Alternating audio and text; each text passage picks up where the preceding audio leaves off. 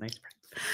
Hi, this is Janine Letford, and I am so excited to be going live for our leadership party of our Lyrics and Leadership Institute. This is a wonderful time of celebrating a new way of learning for a new way of leading. My name is Janine Letford. I am your keynote speaker on intercultural creativity, neurosomatic creativity, and prismatic leadership. And now we are launching the Lyrics and Leadership program, which we believe is going to be revolutionary, especially as brain research and brain just research, brain awareness, brain connections are being made. And so I'm going to bring to the stage our wonderful, wonderful facilitators, our co-director, just the top thought leaders around the nation. And we have a lot more that aren't with us today to talk about what is Lyrics and Leadership Institute, why this is going to be impactful, and why you should keep note. Let's bring first to the stage the co-director of the program, Miss Keeley. Hello, Miss Keeley. Hello, how are you? Good. We are live now. And we are so happy to have you with us. Tell us a little bit about yourself and then why you decided to really be a part of this new venture. Okay, well, I'm a mother and I'm a wife. I'm a professional dancer, a producer. I am just all around creative. I love everything creative. It could be interior design, doing hair. There's just so many things I like to do when it comes to creativity. I'm so excited about this program for many reasons. Just the wellness part of it, learning how important it is to have a healthy brain. Everything starts in the mind and manifests there, really. So just teaching people leadership skills, whether they feel that they're a leader or not, expanding on the possibilities of the world and the world around you and your ecosystem. It's just, there's so much to it, but I'm very excited to be a part of it. So thanks for having me. Awesome. Thanks so much for sharing. I had to just change my background a little bit. I have to fix that on the next cool. stuff, but awesome. A little bit of the Phoenix, because really our logo, is Phoenix. I moved to the city of Phoenix. And what do you think about the logo being a Phoenix and how that metaphorically ties into what we're trying to do? I think the idea that it's possible to rise, it's like the beauty for ashes, or like everybody's in a different state in their life. Like you could be sailing and then hit a rock bottom place in your life. And just, I really do believe it's extremely important to understand how the brain works to pull yourself out of those places, because a lot of the time you may not have resources for that, whether it's financial, medical help, or anything that can create change and rise in your life. So I believe that the more we learn about how the brain works, the Phoenix is like a perfect example, because you're able to rise, and there's something fiery and like very powerful about the Phoenix. So yeah, it just symbolizes possibilities. Like all things are possible in my mind, when that's the way I see it. And I love the colors that we put in there. It's just, it's awesome. Awesome. Thank you. For that, I love to get the metaphorical perspective of everyone. And so let's bring to the stage another co-facilitator, a curriculum developer as well, Miss Nicole Andrews. Hello, Miss Nicole. Hello, how are you both? It's good to be here with you live. Yes.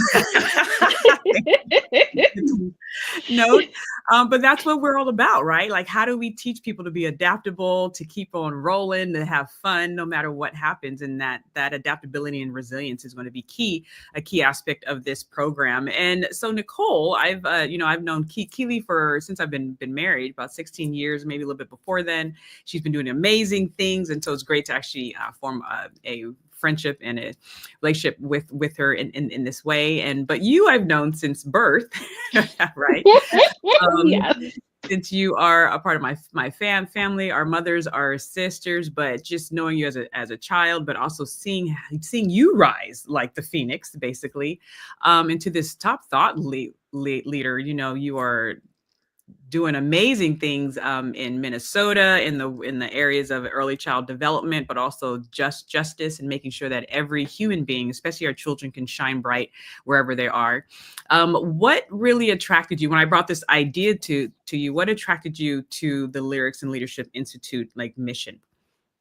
Yeah, I am so committed to the idea of music being a part of everyone's life. It is a huge part of my life. It is the thing that gets me up in the morning, especially when I am having a difficult time or it's been a difficult week. I love that Keely was able to talk about the symbolism of the phoenix, because that's it for me. Music is the thing that helps me rise when I've been a bit knocked down or feel a bit in the ashes. It's that idea of music and the concept of music.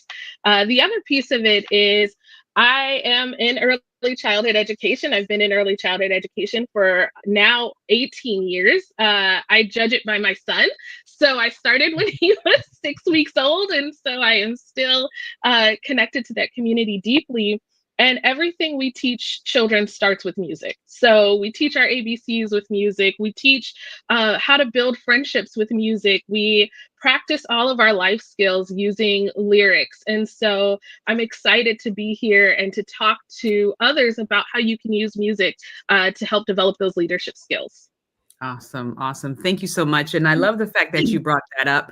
The fact that during our foundational years, which if you look at the research of what is it, the effect, the Keeley effect, the Heisman effect, or something like that. There's a man he's an economist, but he's saying the biggest return on investment are those first like 5 to 7 years of life. And the fact that we know how much the brain grows in that time, the fact that we use the arts to teach, we use the lyrics, to give them foundational structures, right? That should speak to us, as people who work with adults, and some of us work with kids. Keely's done work with children as well. So why can't we do that throughout the whole lifespan, right? Why does it stop at like the 7th grade or whatever? And so that's what we're here for, of really how do we continue to make sure the arts are used to teach these skills that adults now need. And hopefully we will be getting into K-12 as well. But as of right now, that. And so really let's, before we jump in, let's look at the informational video that Keely and I put together, just kind of giving people a little bit of the program. And then we're going to jump in and just talk about the different departments of the program. This is an institute, right? We're doing our paperwork now, heading to be a nonprofit looking to do leadership training, not just in corporations and organizations, but also for groups and demographics and people in just different areas. We're looking to serve the homeless community, women, students from low wealth backgrounds, just people who need good leadership and brain health information in a fun, interactive way. That's really what we're looking to do. And so we can do it all, but let's check out the informational video.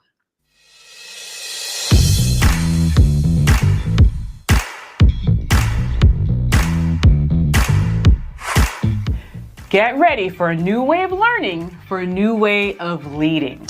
The top leaders today, they know how to improvise, adapt, and have flexibility.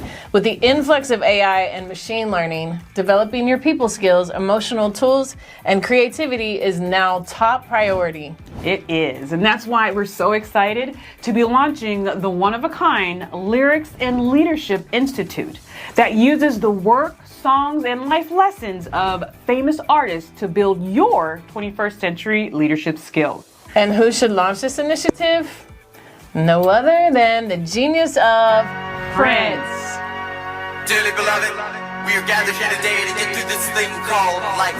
Hi, I'm Janine Letford, the co-founder and co-director of the Lyrics and Leadership Institute. And I'm also the inaugural winner of the Grammy Museum's Educating Through Music Award, the 2015 California Charter School Teacher of the Year, and the winner of the Los Angeles Music Center's Bravo Arts Award for using the arts to teach academic and life skills. So this is my jam. And I'm Keely Kaukimolde, the co-director of the Lyrics and Leadership Institute. I'm an international dancer, choreographer, actress, and producer. I've worked with artists such as Justin Bieber, Snoop Dogg, and Janet Jackson, and I've appeared on Dancing with the Stars, So You Think You Can Dance, and I was on Legally Blonde, just to name a few. You've been busy. Yes. So because of our extensive background in brain-based teaching and interactive corporate training, we understand the needs of the workforce to equip people like yourself with the top 21st century leadership skills, such as Creativity, curiosity, adaptability, emotional intelligence, growth mindset, self-awareness, and resilience. But the normal lecture style training, the boring voiceover PowerPoints, they're just not cutting it. Yeah, they're just not working. And that's why we've created these fun art-based interactive courses. So you can learn these vital skills in a deeper, more meaningful way.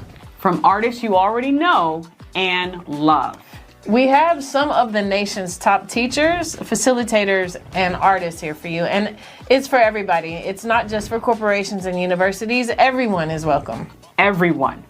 And in response to the loneliness epidemic and the need for connection, we're also building a community of people who love the featured artists, such as Prince. And they also love to learn, to grow, and become more creatively successful. So how are we doing this? Good question. I'm glad you asked. We have online courses, arts-infused conferences, and a network of communities for lifelong learning, growth, and brain health. And all of this is driven by the work of famous artists. Like Prince.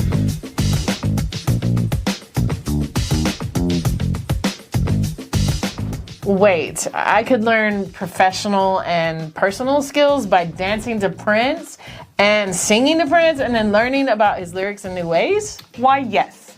Yes, you can.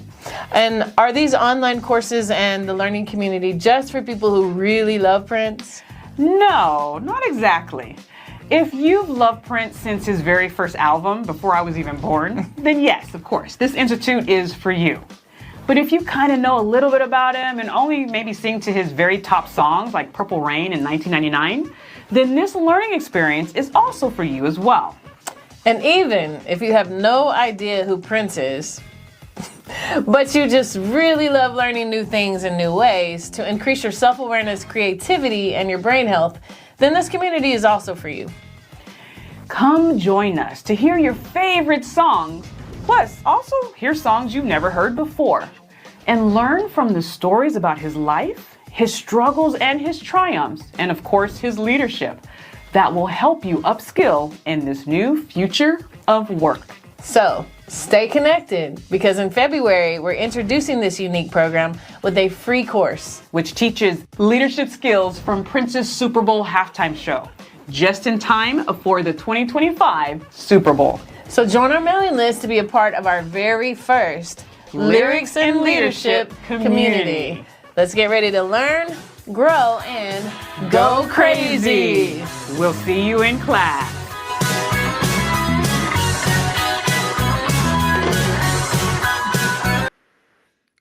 This is when we all dance, right? There we go.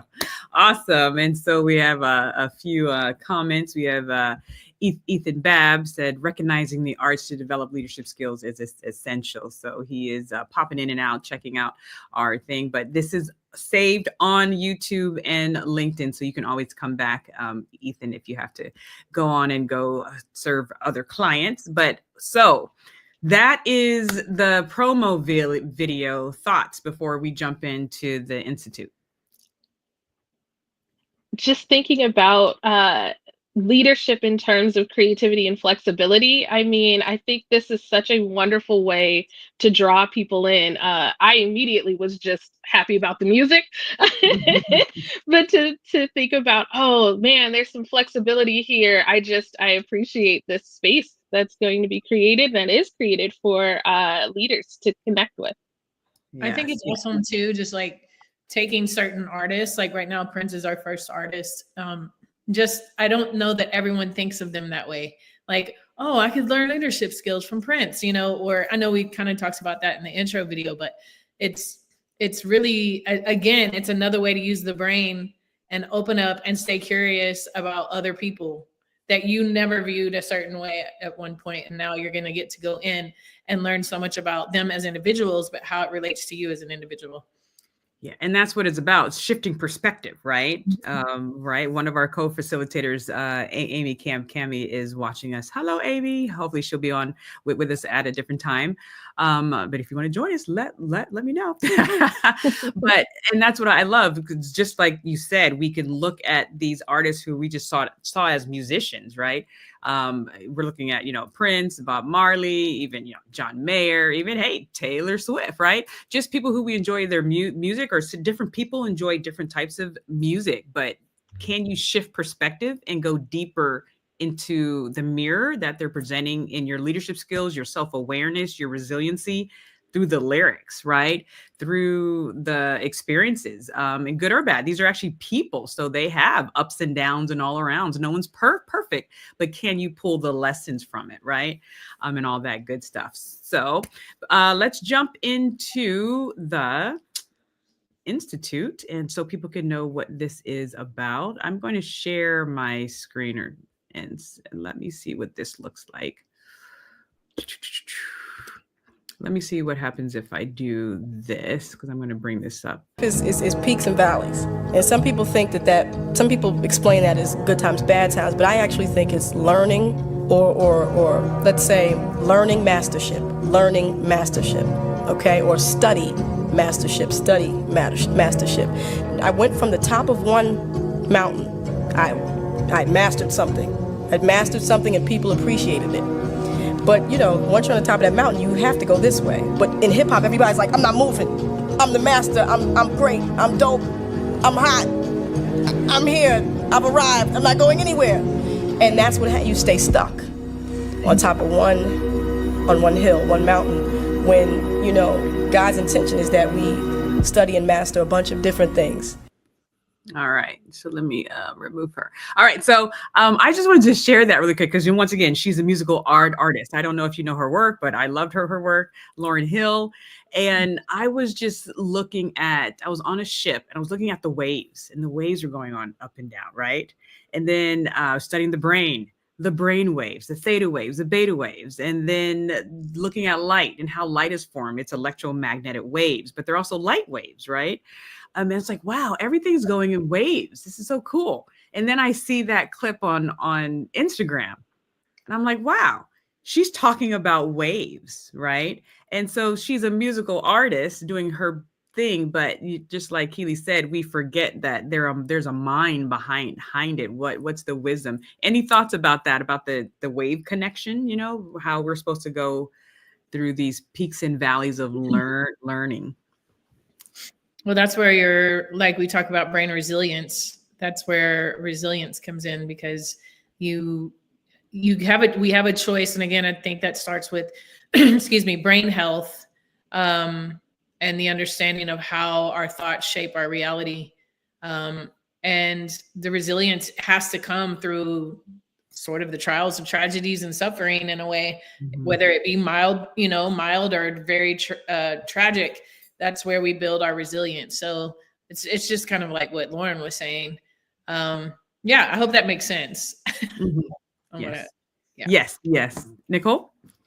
Yeah, I was thinking about that ebb and flow, and a lot of the work we talk about in this brain health is needing rest and needing downtime.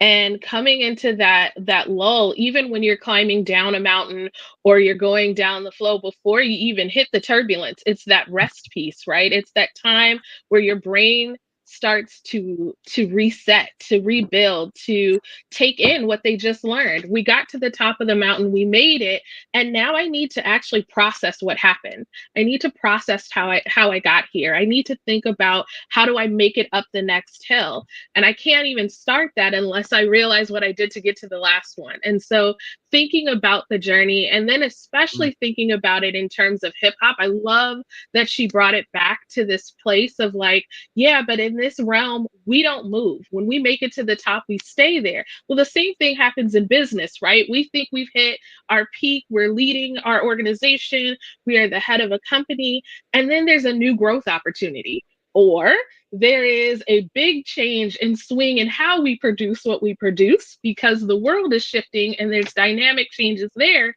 And so now we have to go through this new learning process. And so thinking of those ebbs and flows in terms of the brain and needing that rest and reset, and then starting to rebuild once again with new understanding and new skills that we developed the last mountain that we climbed.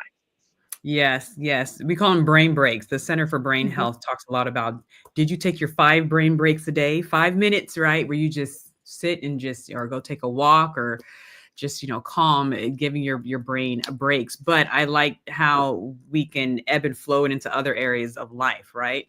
And the fact that you brought up, she did bring it back to the hip hop community, and so that's why I love what we're going to do, because it's not just one type of artist for one type of person, it's people who hit different demographics. And that's why I like to start with Prince, because he hit a lot of different demographics and a lot of generations. And those of you who know me, I love my book recommendations. So there is a book called Hustle and Float, which talks about that, exactly what you said, the importance of, all right, let's go. Now let's step back and rest and reflect, right? And get everything together again.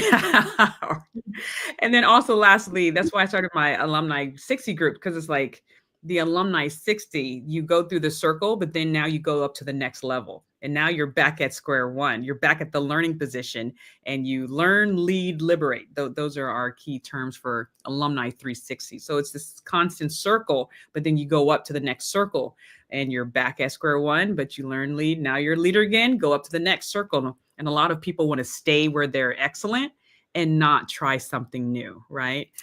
But hey, this is us trying something new. And so, Amy shared the importance of what we're doing, and listening to music as an expression of another human being helps us build the skills and empathy and self-compassion. Really looking at that. How do you think this program is going to build the skills of empathy and self-compassion? Anyone? Well, again, to me, it goes back to the teaching on curiosity as well. You can't really, it's very hard to be empathetic if you're not even questioning why someone views something the way they do, or sees things the way they do, or goes through what they go through. You have to stay in a place of curiosity. And I believe that's really because unless you've gone through what somebody has gone through, it's very hard to have empathy unless you ask the questions. Mm-hmm. And I believe that's what we're doing here too. So it's not just the lyric part of it, but it's the science part of it that we're also going into, that's going to teach people curiosity, which I believe, again, brings a lot of the ability to be empathetic or self-compassionate. Like when you just really haven't got the clear understanding of why someone is the way they are, or what they've gone through. Mm-hmm. Yeah, which our country needs now. And this is a global institute. You don't have to be American just to join, but we need empathy. We need to know neurologically what that looks like, right? What affects empathy in the brain, right? Because in-group, out-group can affect it. Perspective shifting can affect it. Your ability to connect with people who may come from a different lived background. Nicole, did you have anything to add? Yeah, I think, again, talking about humanizing these artists that we're going to be celebrating and looking at their work, what led them to write these specific lyrics? What are the pieces of these songs that connect with us, both on a social level, when we're thinking about the global world around us, and thinking specifically about Prince and his work, both in his own community as well as globally, and then also reconnecting with that, with the self-work. I think we have sometimes separated ourselves from having self-empathy and learning to provide that care for one another and then care for ourselves. I've been doing some work on like radical rest and what that looks like. And can you find rest in these lyrics? Can you find rest in these spaces? And so what does it take to do that? And what did these artists do to do this? These are people at the top of their game. So the folks we're looking at are people who have succeeded at every level of their work. But what did they do to have self-empathy? Was it just in the writing, or is it in the performance, or is it in the lyrics? And so how could we help draw that out of the people who attend these classes? I love that. I love that. Thank you, Mike, for joining us. Mike has been an avid follower for like sometimes I feel like there's only one person out there watching me. It's him. So, oh, I just love to send him books or whatever, just because you need that. You need people who support you from the Yes. beginning when no one knew or cared who you were. So give a shout out to Mike, and he wrote his own book as well. And I just love people being creative, and that's another thing that we want to inspire people that when we look at people like Prince and Lauryn Hill and John Mayer and even Taylor Swift, and we're like, okay, well, but that's them. It's just me, who am I? I'm not a Prince. What are your thoughts to that of using this institute to inspire just everyday creativity? Well, again, it's you talk about this a lot too. You don't have to be an artist in terms of the arts to create, because we're always needing to create solutions. I just moved into this house. If you could see what I put on my where my computer is right now, you're gonna laugh because I don't have any desks or anything right now. So I've like got the computer on a trash can and a strainer to get it up to where it's high. Like, so I was things is like, oh, this is my, my creative solution to not having furniture right now, so if we take that kind of theory into everything in our world that needs a solution, my husband is really great at this because he's from a third world nation. So like he'll find the craziest things and build stuff. I'm like, what made you think of that? It's because there was lack. There was no resource. So they had to get creative in ways that we don't think about because it's easy for us to just go grab this or go do that. So or go buy it, right? Or go buy it. Yeah. So I feel like that's the core of this creativity, and then understanding, again, going back, I love the analogy or the metaphor of the neural pathways, because I always see it as branches growing, in the brain, and those each branch represents a possibility that that you never really knew existed, but because when you start realizing, oh, those are things that I thought were impossible are now possible. So your entire world could change. Like, I never thought I was going to go to this country or see these people or learn about this or that. But when you realize, the more you grow your brain and the neural pathways, it's literal possibilities of your entire world changing. And then there's so many branches that branch off from that. So, which none of that really has to do with artistry. It just has to do with staying curious and creative. It's the creative possibilities, and not in terms of art. Yeah, well, but the art does cause the growth of the brand. No, it does, but I'm saying no one has to be an artist to have experiences. Yeah, that's true. And then a lot of people like myself, we connect it to artistry, that's called functional, at least I'm calling it functional agility, when you can take one item and use it in a completely different way, like you using a trash can, which is meant to be a receptacle of trash as a holder of your, but we want people to understand that, no, this is creative thinking. You may not be singing a ballad on stage, but this is creativity in a different form. Awesome. Nicole, did you have anything to add? No, I'm happy to think about the expansion of artistry, because again, I'm definitely one of those people who would say that is not my strong suit. I am not an artist. I have a family full of beautiful artists, including my son, who can just see a picture in his head and draw it, and then he has it. But I've learned to expand that thinking the more I hang out with you and now Keely, to think about what creativity really looks like, and what mastery of creativity is.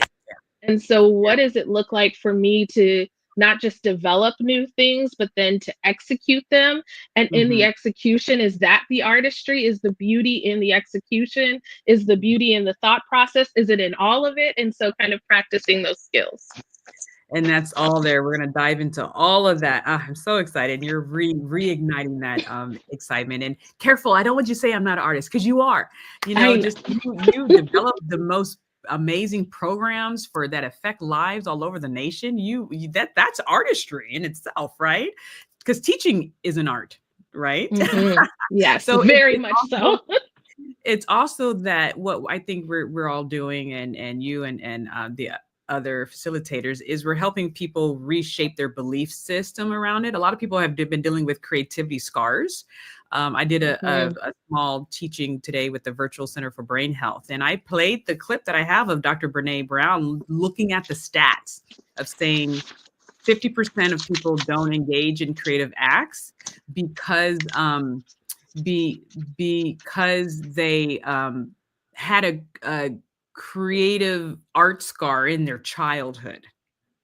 Right. So you have all these adults who don't want to engage in any type of creativity because of something that happened in their childhood, or someone said, you don't sing, don't write that essay or paint that picture, don't quit your day job. And it scarred them.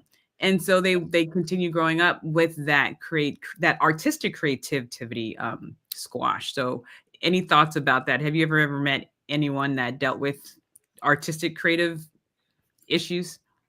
I will say me. Mm-hmm. because I'm a singer and I was trying to get a record deal in a certain season of time when it was not everything I was trying to do was not done yet. So there was a lot of people who didn't get it. So I did get a lot of backlash and things like that. So I've had to work through myself, hearing those words like, don't quit your day job, those kinds of things, to go, well, if I really can see beyond myself and see why this vision keeps coming or why I'm supposed to do this, the confidence should go there versus in my lack or belief of lack or thought of lack that may exist or may not exist. Whereas one audience may love me, one audience may hate me. It's like your audience. The same with Prince, same with Taylor Swift, same with Lauryn Hill. Like Lauryn Hill to me is an absolute genius and always has been. And I think she should be our next person. But I mean, like I'm going to throw that out there. I'm just going to throw that out there. I mean, she's amazing. But there was a time when people were calling her crazy and all this stuff. So yeah, I've dealt with that. So it's a constant. It's still to this day. Sometimes when I'm trying to do something, I may hear those words and go, but then I have to I'm a person of faith, so I put my trust elsewhere and then believe that there's a power beyond myself that can take it to whoever it needs to go to for whatever reason, because I'm not going to feel full unless I release those visions or things that are inside of me. Mm-hmm. Yeah. So good. Did you want to add something? Yeah, I want to say that is another reason that Phoenix is such an important piece of this.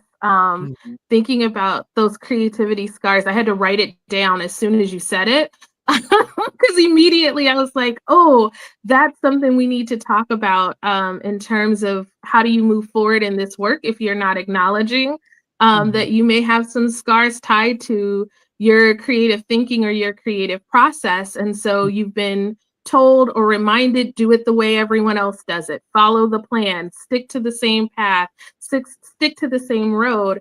I definitely remember third grade, way back in the day, a teacher telling me, you'll never be a writer. This is not something that people who look like you can do.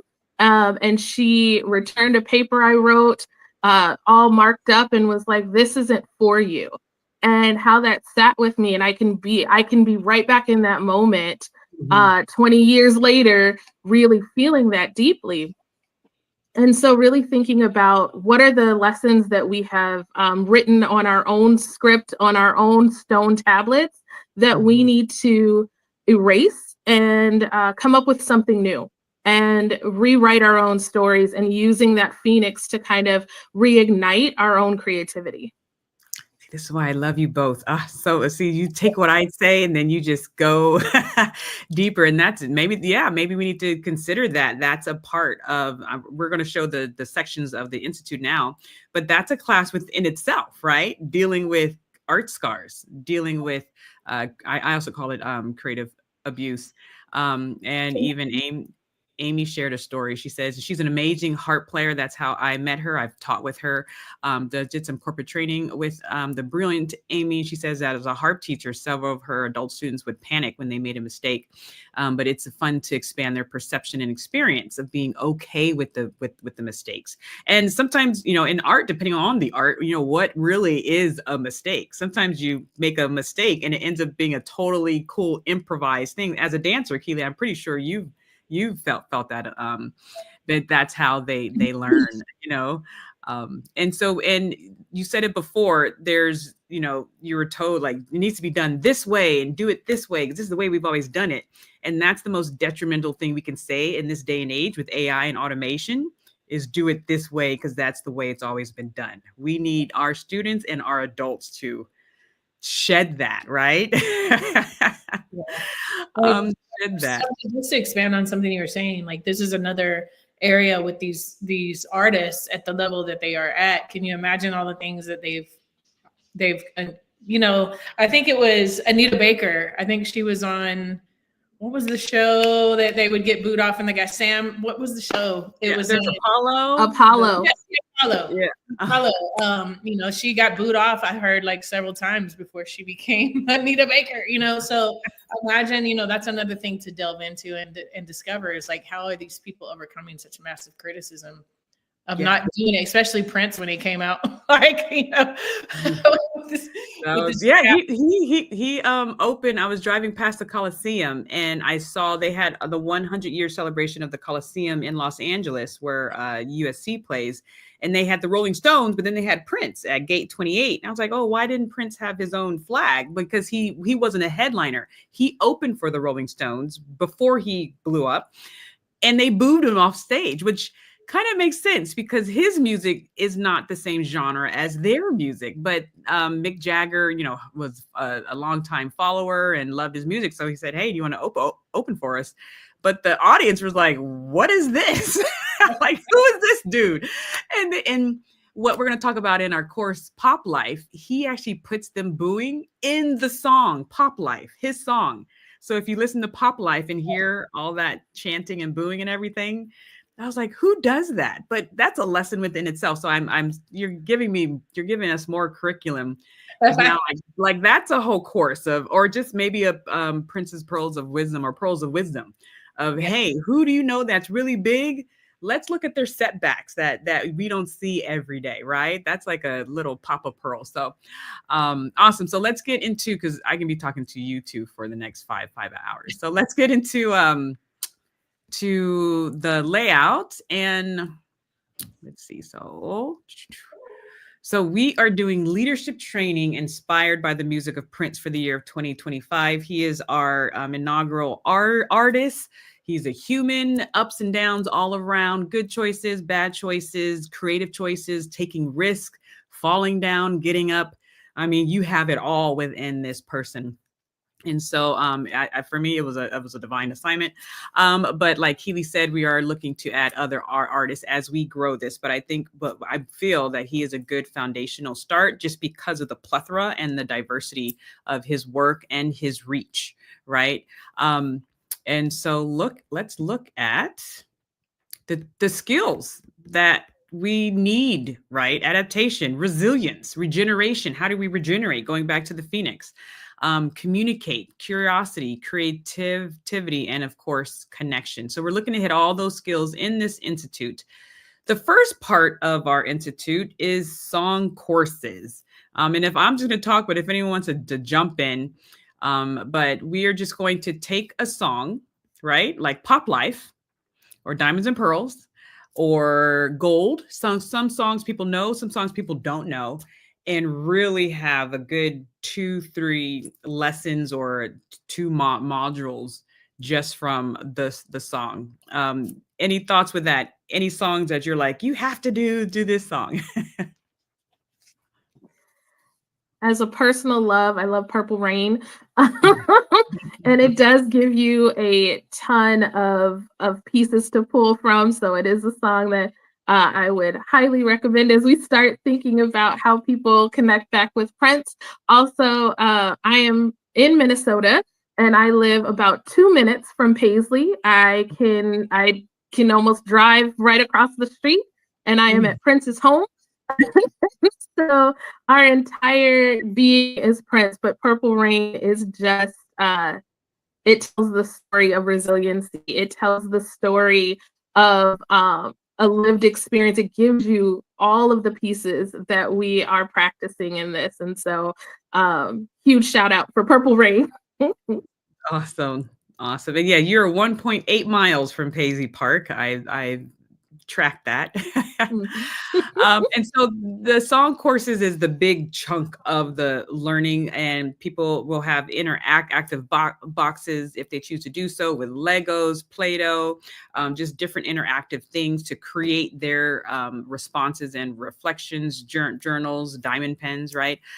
In order to really dive in.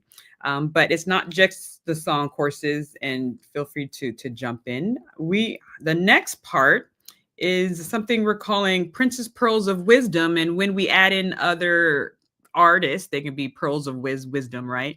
Like the Lauryn Hill pearl of ebbing and flowing. But these are just short, like, micro learning. Have you been a part of micro learning where you hear like a 3-minute video, but you got one good leadership lesson and one good thing to do that day? Right. So do you have any pearls of wisdom that you learned from any musical artist? Like, ooh, that line hit me deep, or that element hit me deep. Let me change this one aspect because of that line. I cannot think of one right now, but It'll come to you. Sorry. Had I truly prepared you, I would have given you a list of questions, but we're all about any Right pearls now, of I'm stuck in Kendrick Lamar's GNX album. Mhm. And because it is just a masterclass as well on how to take double entendres and themes, and also to set up a story around a history of a people and a history of a community. And Mhm. so he has a song called Man in the Garden, and just one line is, I deserve it all, right? And that idea and that concept of why do I deserve it all? What are the pieces? What would I consider all? Mhm. And so that's one of the songs and one of the lyrics that I take and have been taking regularly and like breaking down for myself, is that I deserve it all. And what does that mean to me? What does that mean in this day and time? What does that mean in this space, in the Mhm. context of my everyday life? How do I define all? So Yeah. that kind of, I love that idea of that microburst of learning and taking one line and just how do I reapply it to even just day-to-day tasks? I deserve it all the clean dishes in my house. I deserve all the dishes to be clean. So, Yeah, and the really it's just clean and it's just kitchen. So how do I take it and make it part of my life? I love it. And it's not just the one line. So we're going to use lyrics, but it's also maybe an interview that we find online, kind of like with the Lauryn Hill thing, or an interaction from one of their band members or their acquaintances, or an observation from their art photography, right? Or a quote, right? So we can look at different perspectives of the artist that we're studying and just get that quick pearl of wisdom. Did one come up for you yet, Keely? I mean, it's gonna sound corny, but like I'm a huge Michael Jackson fan, and of course, Man in the Mirror, just the title alone. I mean, there's so many there, but yeah, Mhm. Man in the Mirror, like look at yourself, like everything begins with you. But I also think that also on the flip side, that just shows the responsibility that an artist has who is putting themselves out there and writing lyrics, because it can be very harmful as well. So we've got the positive and the negative. So that's immediately what comes to mind, is like there's so much power in what they hold in their hands to have the Mhm. platform that they have to either take a life and transform it for the good or for the worse. You Yeah. know. Right. So, Yeah. And the same thing with authoritative figures, like what Nicole was sharing. A teacher can either empower you or disempower you. So, um, us being responsible, right, with our words, and still sharing our authenticity, but understanding that it does have an effect. That's a great point to bring up. And then we have something called brain capital jewels. You know me, I'm going to come at you from left field. And so, of course, I'm playing off of the term jewels, right? Jewels, right? Because there's a lot of songs, either Prince and other artists, and even my logo for Cafe Strategies, the diamonds, right? Diamonds and pearls, and those are jewels, right? But the term joules, Joules, there are units of work, they're units of energy. So, how do we use the music of famous artists to create energy for people to grow, to create, to contribute, to be compassionate, to connect? What does that look like? And to get their brain health in order. So I didn't list out the jewels, but let me list them off, and then feel free to jump in. The first jewel, yeah, feel free to jump in and tell me why you think this jewel is important. The first, they're basically the 7 pillars of brain capital. And for our listeners, brain capital is brain skills like creativity, curiosity, adaptability, resilience, and brain health, right? Not just staving off dementias and other cognitive decline, but doing things throughout the lifespan to keep the brain healthy, being aware of your environment. We're even be talking about like invisible things like, do you have mold in your house? What does it look like to be affected by things that you can't even see? How do you protect yourself and your family against this? How do you have a home or an area that is brain friendly? Do you have enough light, right? Looking at Paisley Park, I spoke to Shelby J, who was a backup singer for Prince, and she was like, Paisley Park, there was just colors everywhere, like the rainbow. It's like, oh yay! I haven't been there, but when I visit Nicole, I will visit. But the first brain jewel, right, is brain grooves and moves. The importance of dancing. Why is moving and dancing important, and how do you feel we can teach this through this institute? Well, we know movement, for one, we know movement keeps us young, but why does it keep us young? And that's because of healing. Do you hear that? Yeah. It's like, what is that? That's the cellular impacts of movement, the hormonal impacts of movement, the release of cortisol in movement. All of those things create a healthier body and a healthier brain. And with a healthier brain, just literal protein and tissue, like you mentioned with mold, which we know that has been my story for the last 10 years.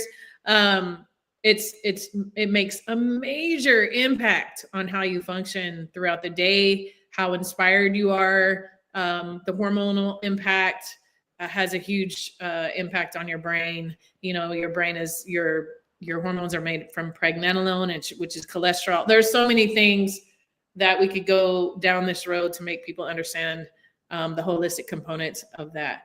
But movement itself, again, and especially in terms of freestyle, is sort of metaphorical with the neural pathways and the growth. So there's the literal physical science of how dancing helps you. And then there's the metaphorical ways that dancing helps you to expand your possibilities. There's so much there. Yeah. Yeah. So we'll be listening to songs. Nicole, did you wish to add anything? Yeah, it's so funny because when we work with littles, the first thing we do is talk about crossing the midline and helping students learn that they need to move both sides of their bodies and practicing like moving across the midline. And we also talk about how that helps them develop plasticity in terms of like knowing that they're not just left brain or right brain, you move across your entire brain. And I think as adults, we have to remember that we have the ability to do both.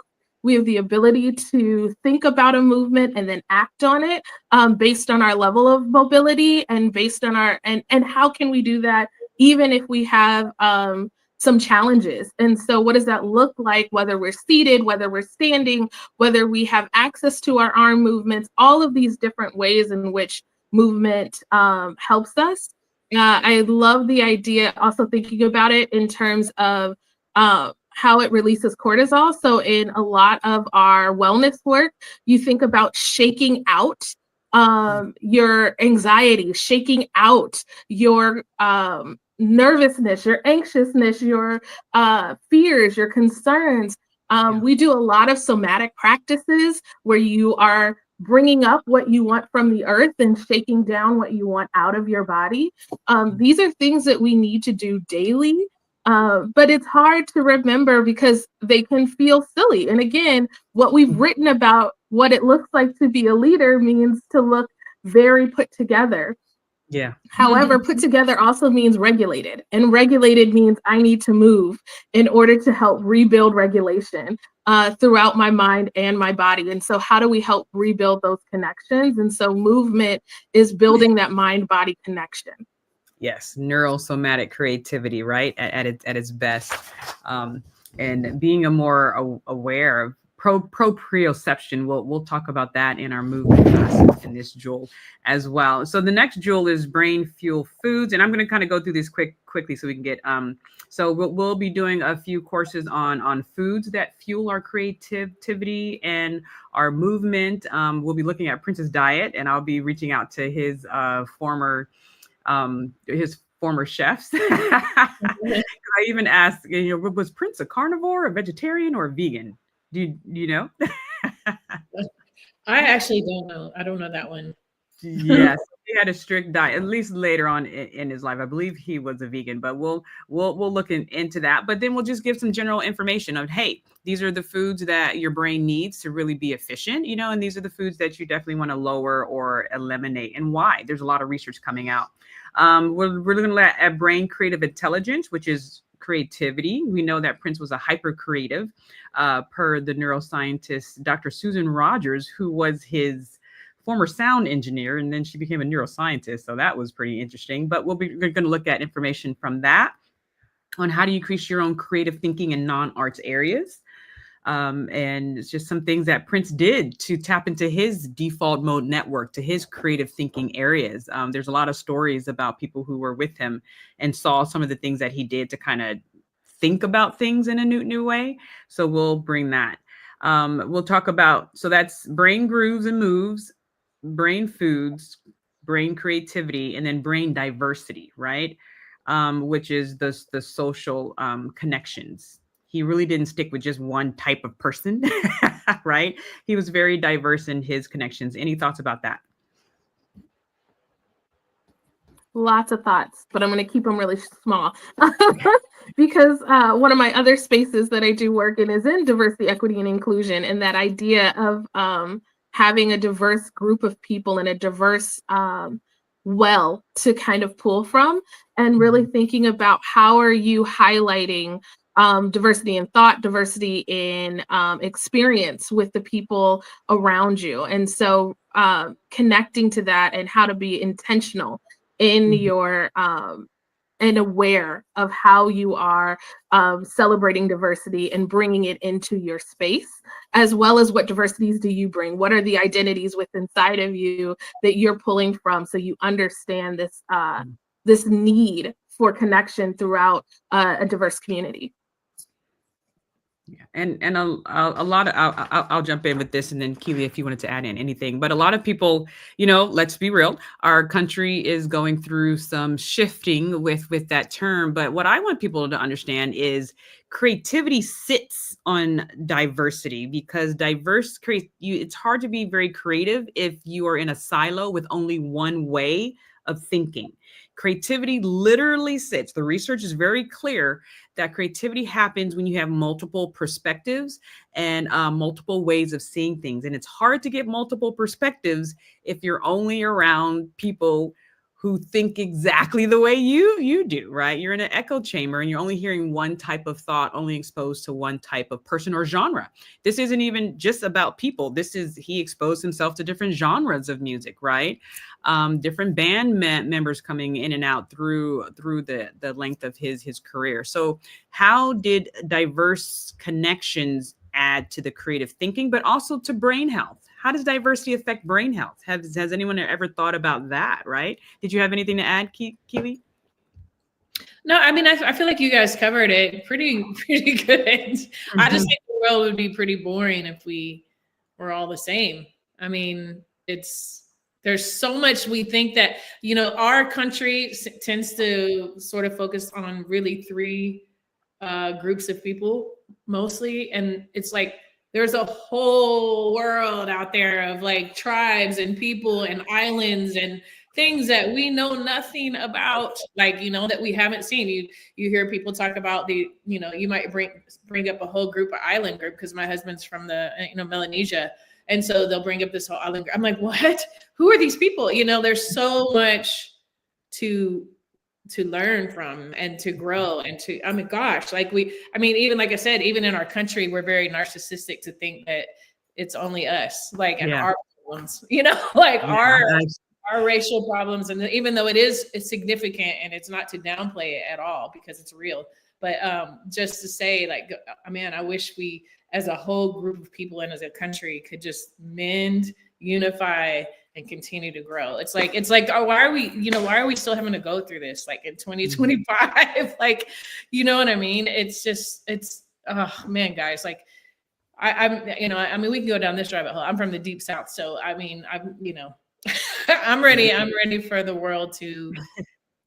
And that's what I think, that's what one, at least what I'm finding in my research, that was one of the Prince's goals of the music. And he kept saying, can we love? How do we get together and love? How do we get together and unify? How do we I kept hearing his band members say over and over again, Prince would just stop on stage and he'd be like, look at everyone. They're all from different places. They all look different, but they're all singing together, and that's neural synchronization. And we can get into that later during the class. So how does diversity increase creative thinking? I just want to say one thing. Like, I always think of Prince and Michael together because I'm Generation X. So I grew up when Michael and Prince were at the height of their careers, and it was like Michael, Prince, and Madonna. They were all born in the same summer. Like, they were huge mega stars. But I will say, being from the South at that time, a lot of us, we were still living in red line neighborhoods, separated, majorly separated.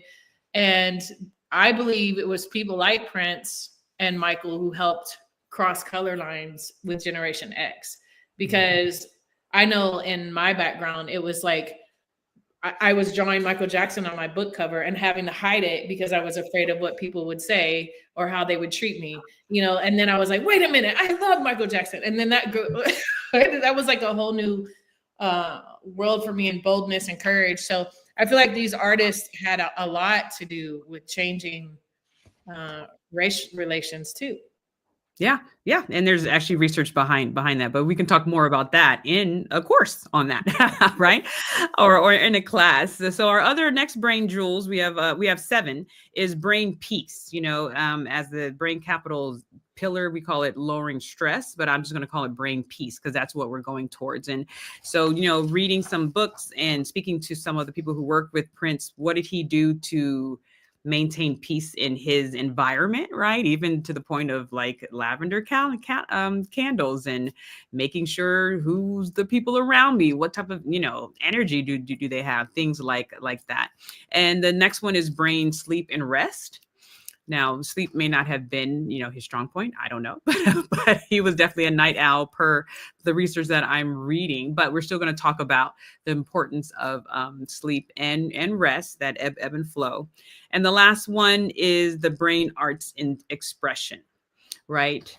What does it look like to explore all the arts? Another great reason that I think Prince is a great foundational artist to start with is because he wasn't, like there's people who are great singers, but they can't dance too well. Like Whitney Houston, voice from outer space, right? Basically.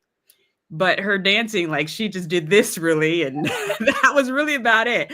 But the singing, and then you have people who are great dancers, like, J-Lo, she's a great dancer. I think her singing abilities are okay, but she's a great dancer and an actress.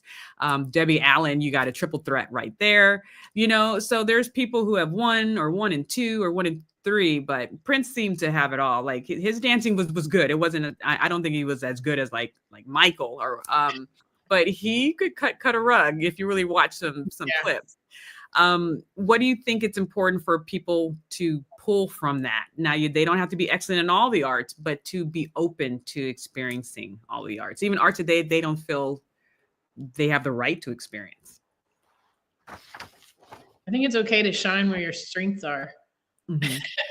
It's okay to keep exploring where your strengths are, but maybe look down and try to strengthen the places that are not. You can work on your singing skills and get stronger and stronger, even though if you tell yourself you cannot, then you can't.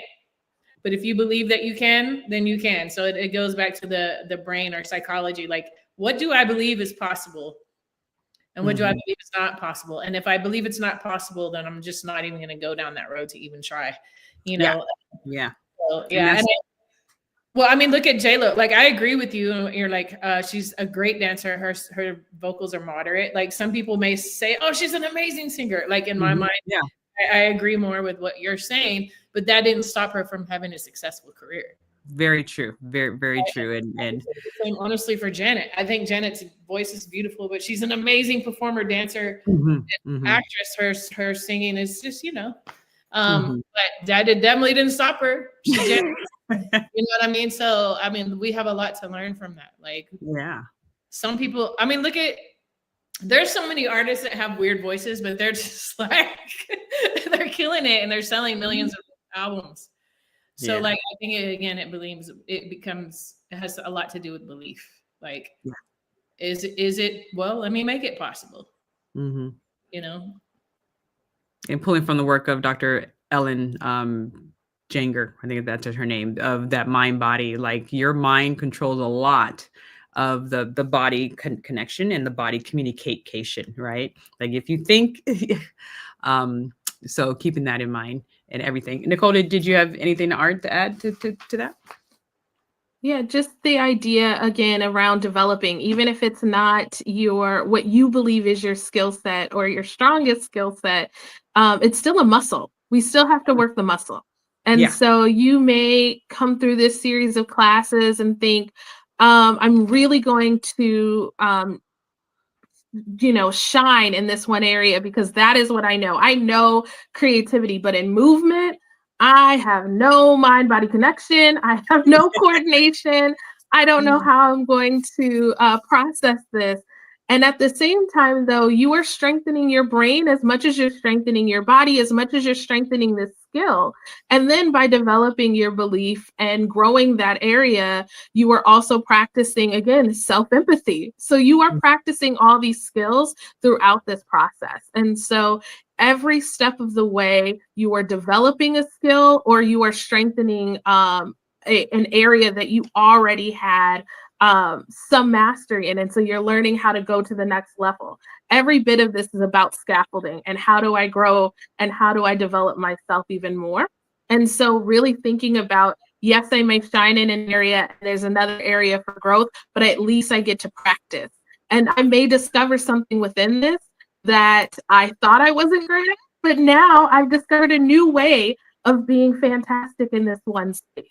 So I might not be great at movement. However, I'm really great at creating or being creative in how I can achieve that movement.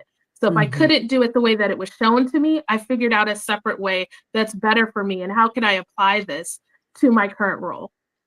That's so good. Both of those comments, because in order to keep our brain healthy and tip-top shape, we should be trying the new.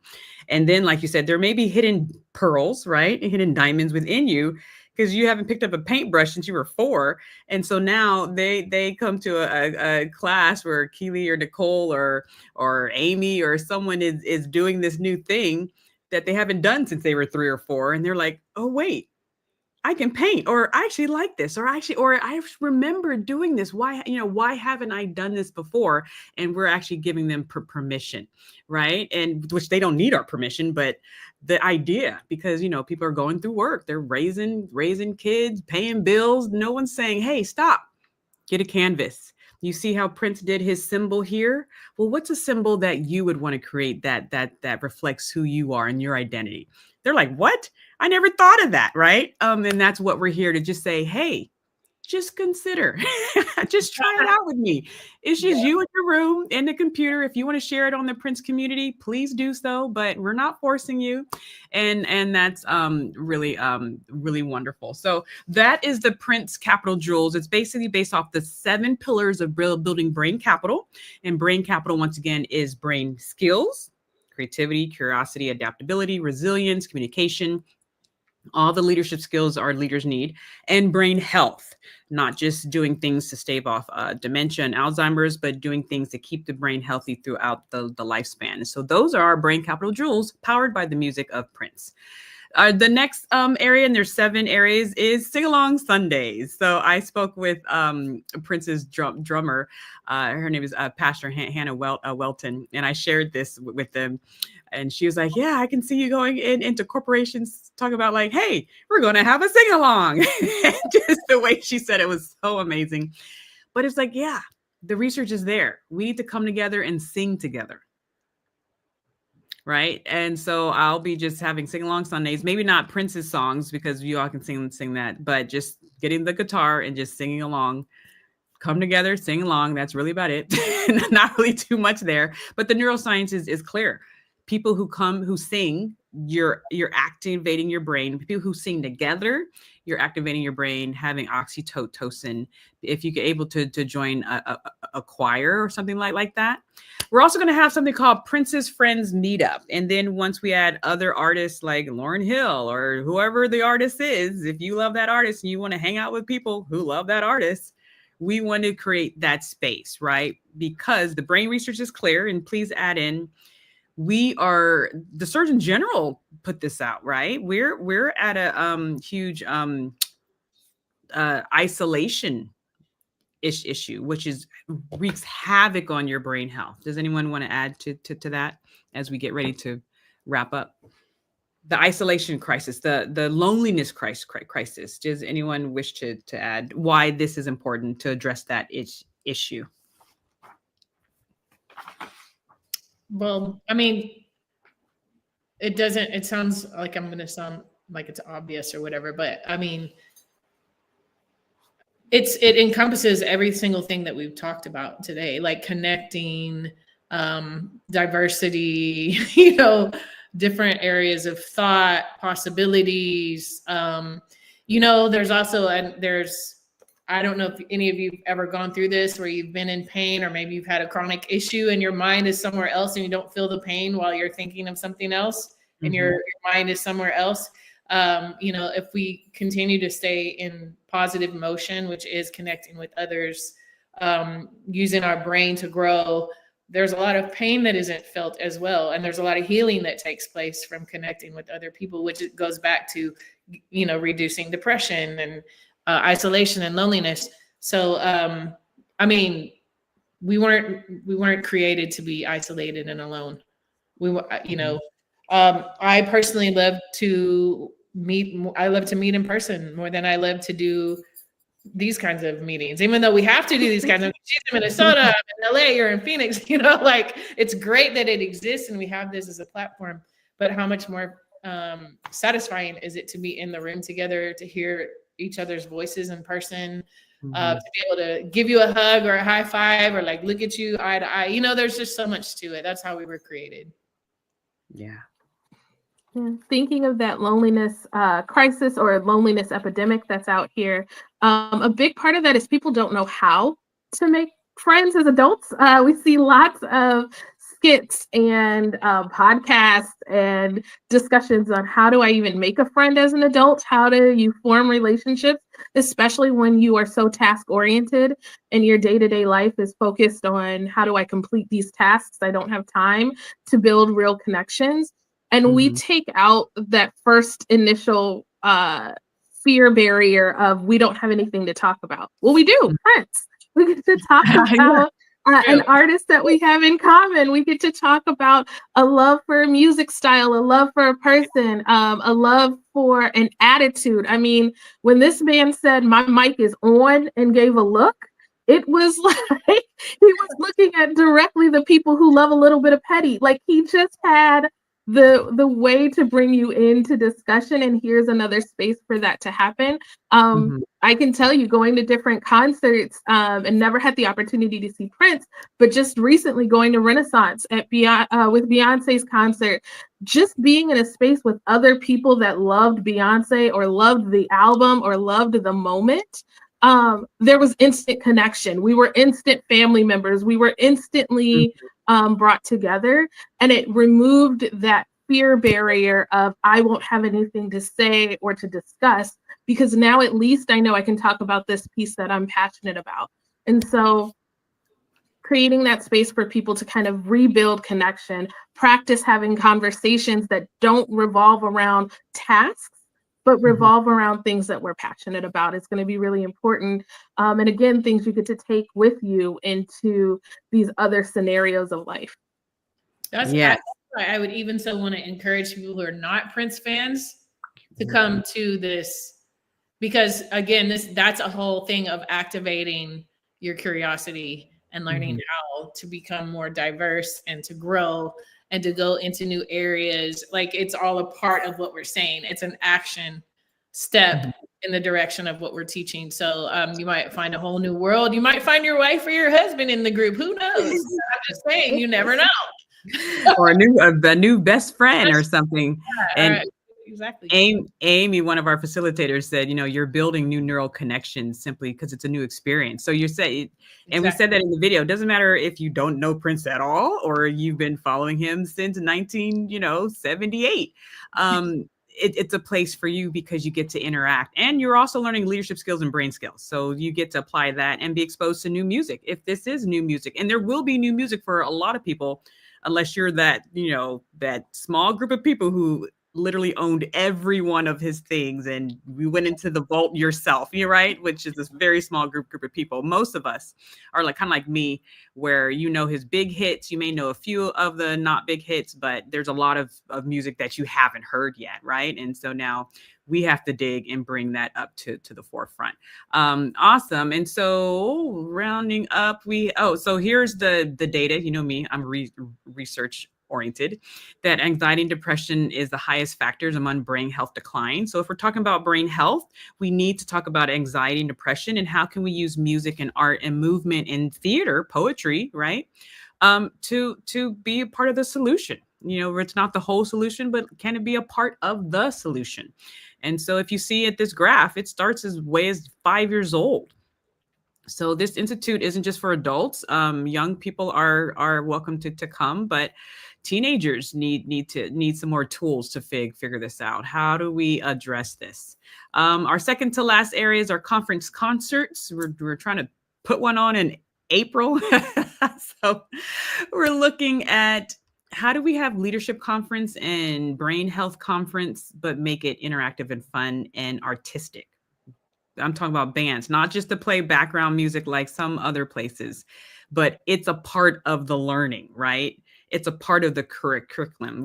Hopefully we'll have dancers to show what it looks like to be this leadership skill or that leadership skill. And any thoughts about this new way of doing conferences? Oh, I think we might have lost her connection. I mean, that's where, like we're saying, it gets old. It gets boring after a while to just be talked to for hours and hours. Like the interactive, I think when you get to express yourself and you get to learn from other people expressing themselves, where it's interactive, and then there's music, like it's gonna do exactly what we're teaching in the conference, So yeah, I think more people will be excited about learning to do it in this way. And it's memorable as well, because music, seeps into the memory. Any thoughts about us throwing these conference concerts? Just a good place to jam out. I'm just excited to jam out. And jewel out, right? Yeah, just have, it's always a good time, especially like you said, live music and how that affects us differently than music we hear through our headphones or music that we hear that's recorded. It's an entirely different experience that goes through your entire body. We know this, especially from folks who have different ways of listening to music. That live music also allows them to be interactive. And so if you are deaf of hard of hearing, if there's other ways for you to connect with music, to feel the rhythm, to feel the bass line, it allows you to be present in a moment that doesn't happen if you're not in the concert space. So always a fan of live music and live options. Yes, and the research is there, right? Live music does affect you. It reminds me of the wave too, because you were saying that it's the the work and the rest. The music would be the rest because now we're partying and having fun. You know, it's the brain break. Yeah. Awesome. And then the last component of the Institute for now, well, at least is all I can do for this year, at least, which is a lot, is the artist class. Once again, we already talked about it, but how do we give people a place to be inspired by the featured artists, which in this case, Prince, but also start their own artistic journey? Like I'm talking about basic stuff, like these are the primary colors. These are the secondary colors. Here's foreground, midground, background. So when they're able to produce their own work, at least they have some basics to go off of, they learn how to mix colors as far as singing. This is pitch. This is tempo. This is rhythm, people can go through it on their own time, but these are just some basics for you to start gaining some skills. This is what improvisation looks like, like what does that really mean? And what does it do to my brain to improvise, right? And we have some wonderful improvisational facilitators musically, like Amy, movementally, if that's a word, like Keely and your other team members. Theatrical, what does it mean to write a poem? And I actually sat with or spoke to Morris Hayes, Prince's musical director, and he said he had a conversation with Prince, and he asked Prince, like, there's so many things you can do. There's so many instruments you can play. Like, you can do it all practically. But what really do you call yourself? Like, what is that one thing that you're like, this is me? And Prince said, in the heart of it, I'm a songwriter. I'm a poet. That's what he told Morris. And that made my heart jump because I want to do a class on poetry, like just introduction to poetry. But now there's research coming out with what does poetry look like in the brain? Because it's musical, especially if you read it. If you listen to him, like Muhammad Ali, say his poems, it's a very musical structure, right? Or it can be. It doesn't always have to be. But yeah, what does it mean to just get some basic skills in the arts? A lot of people, they're older. They may not sign up for a community arts class. I hope they do after they interact with us. But yeah, so that is the Institute. So to recap really quick, we have our song courses, which are the bulk of the content. You learn several leadership skills through a song, and you get to share your interactions with the community. And then we have our pearls of wisdom, which are small bite-sized things that any of the facilitators can share. We have our brain capital jewels, which are basically our 7 pillars of brain health and brain capital. And then we have the Prince Friends meetup. So we're creating a community around the artists. It could be a Lauryn Hill, a Taylor Swift, a John Mayer, or Prince, or whatever. But meet around people who are discussing that work. And concerts, we're going to get in person, dance together, sing together, and then learn together.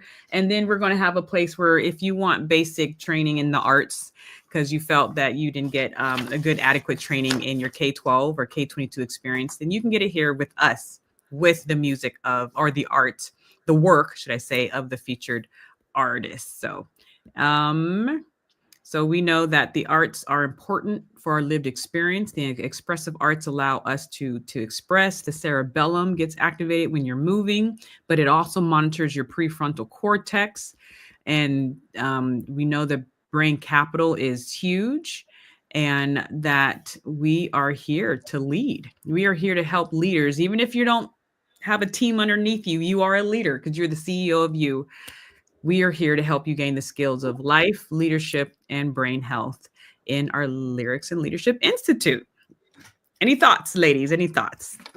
I'm excited. Let's go. And also, I'm like, let's start. Yeah. And then whoever's watching, please, if you're near Phoenix or can get to Phoenix, we have our first in-person event for women on April 4th and 5th. I don't know if you were going to put it up, but I just wanted to mention that. Yes. And so let me share that. Thank you. Yes. So here it is, the Prince, and I don't know if I can do it more, but yeah, it's going to be there. Okay. Yeah, the Diamonds and Pearls of Purpose. It's a women leadership event. March is Women's History Month, but we're having it right at the beginning of April. So we'll celebrate women for this month, for all months though. But and then we're going to talk about Diamond and Pearls of Purpose. We have some great speakers lined up talking about multifaceted leadership, pearls of purpose, looking at diamond resilience, right? Diamond's the hardest structure or gem on the earth, and what does it look like to have these tools? And then the next day there's a Prince tribute band coming to Phoenix, so we're going to go and jam out. So come and check out the website lyricsandleadership.org/dp, and it's at the bottom there, and just go to that website and check out, there we go, check out that information right there. There we go. Right there. Awesome. But that is in Phoenix. And so we're looking to eventually partner with art museums and do a lot of training in new ways. We're a new way of learning for a new way of leading. Any last thoughts?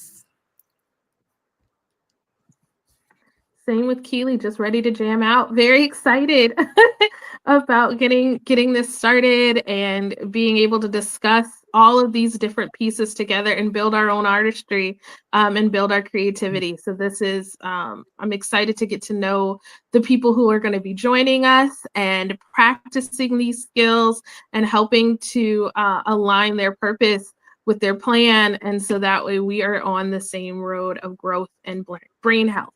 So very excited. Yes, brain health. Awesome. And so, yes, so stay tuned. Just sign up at, I should have this ready to go, but the lyricsandleadership.org without the DP.